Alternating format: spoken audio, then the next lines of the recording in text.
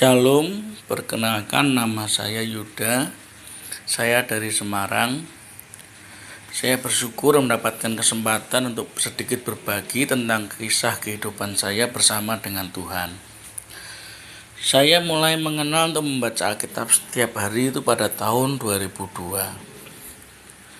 Ketika membacanya hampir rutin setiap hari membacanya, karena pernah suatu waktu ada kesibukan pekerjaan sehingga saya akan kehabisan waktu.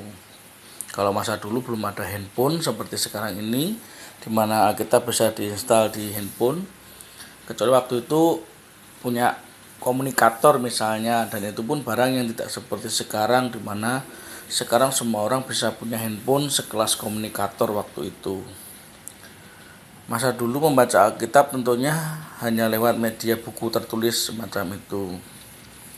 Jadi mungkin kalau zaman sekarang orang lupa membaca Alkitab, namun sibuk memegang handphone untuk keperluan tidak produktif lainnya, berarti hanya alibi saja kalau sampai tidak dapat membaca Alkitab setiap hari.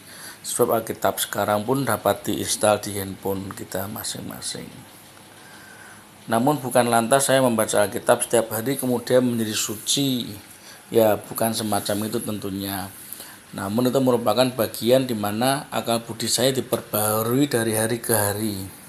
Seperti menurut firman Tuhan Roma 12 ayat 1 sampai 2. Karena itu saudara-saudara, demi kemurahan Allah aku menasihatkan kamu supaya kamu mempersembahkan tubuhmu sebagai persembahan yang hidup, yang kudus dan yang berkenan kepada Allah.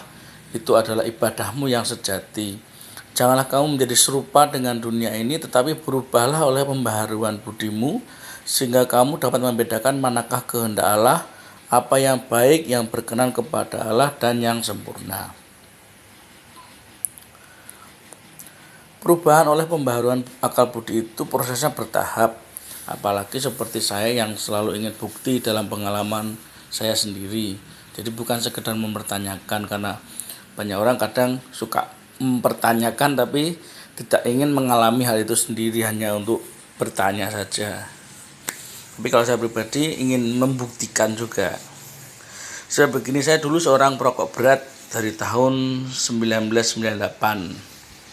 Dan saya kurang lebih tahu bagaimana kalau orang bilang mengenai susahnya berhenti merokok kalau sudah kecanduan rokok. Saya pernah mengalaminya sendiri. Kemudian tahun 2009 atau 2010 saya lupa, seorang teman berkata untuk berhenti merokok dan pakai ayat firman Tuhan juga, bahwa tubuh kita bait Roh Kudus dan seterusnya. Bagi saya ya tidak mempan perkataan itu, tidak mempan, karena bagi saya bahwa orang tersebut tentu belum pernah mengalami kecanduan rokok seperti saya yang sehari bisa menghabiskan 1 bungkus rokok ketika itu, dan bahkan bisa lebih dari 1 bungkus. Saya tadi katakan bahwa mulai membaca Alkitab tahun 2002, di mana salah satu pengajaran yang saya dapat ketika itu adalah juga mengenai bagaimana implikasinya mengenai Roh Kudus yang mengingatkan kita. Lantas saya isengan mencoba pengajaran itu, bahwa setiap orang kalau kita mau berbuat sesuatu, tanya kepada Tuhan atau berdoa dulu kepada Tuhan. Niatnya saya mencoba dulu, jadi tahun 2011 akhir saya sebelum membeli rokok itu berdoa dulu, tanya Tuhan, Tuhan saya mau beli rokok. Dan tidak langsung terus Tuhan jawab ya atau tidak. Saya tetap beli rokok pada waktu itu. Tapi setelah saya beli rokok, dalam perjalanan pulang sambil saya merokok, saya mendapatkan firman Tuhan begini, mengapa kau belikan uangmu untuk sesuatu yang bukan makanan? Itu firmannya itu. Kemudian saya tiba-tiba batuk-batuk dan ada semacam suatu tenaga atau kuasa masuk dari kepala saya. Seketika rasa ingin merokok itu hilang pada waktu itu. Nah, saya penasaran kan, itu ayat itu yang saya ingat, yang tiba-tiba saya dapatkan itu di mana?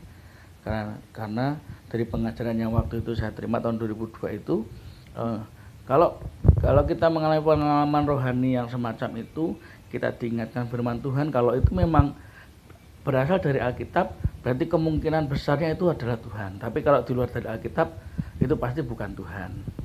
Kemudian beberapa hari baru ketemu ayat-ayatnya yang saya dapatkan itu di Yesaya 55 ayat 2. Demikian firman Tuhan. Mengapakah kamu belanjakan uang untuk sesuatu yang bukan roti, dan upah jerih payahmu untuk sesuatu yang tidak mengenyangkan? Dengarkanlah aku, maka kamu akan memakan yang baik dan kamu akan menikmati sajian yang paling lezat. Begitu ayatnya. Memang secara konteks bahwa perikop tersebut mengenai keselamatan. Yesaya 55 itu mengenai keselamatan, janji keselamatan dari Tuhan. Seakan-akan tidak nyambung karena apa hubungannya keselamatan dengan makanan dan pembelanjaan uang. Namun sebenarnya justru sesuai konteksnya, bahwa dalam pokok keselamatan itu sendiri menyangkut juga persoalan cara penggunaan uang kita. Bahkan hal pokok yang sebenarnya perlu dianggap cukup itu soal makanan dan pakaian dalam bahasan oleh Rasul Paulus dalam Perjanjian Baru misalnya. Ada juga orang yang berkata bahwa karena saya keseringan membaca Alkitab, maka tentu ada ayat-ayat yang diingat dan tidak percaya bahwa itu dari Tuhan langsung. Ya, menurut saya bisa saja sih pendapat itu. Namun kembali lagi, yang saya alami bukan soal ayatnya yang saya ingat, melainkan ada suatu kuasa atau energi yang masuk dari kepala saya ke tubuh saya dan saya baru berhenti merokok setelah itu. Jadi bukan hanya ketika saya menerima firman itu, tapi ada kuasa dari Tuhan yang membuat saya berhenti merokok. Itulah karena saya penasaran benar atau tidaknya pengajaran itu, dan saya ingin tahu, saya ingin tahunya itu ingin mengalaminya, bukan hanya sekedar mempertanyakan tapi tidak mau masuk lagi lebih dalam. Jadi keinginan tahu saya hanya untuk mengalaminya.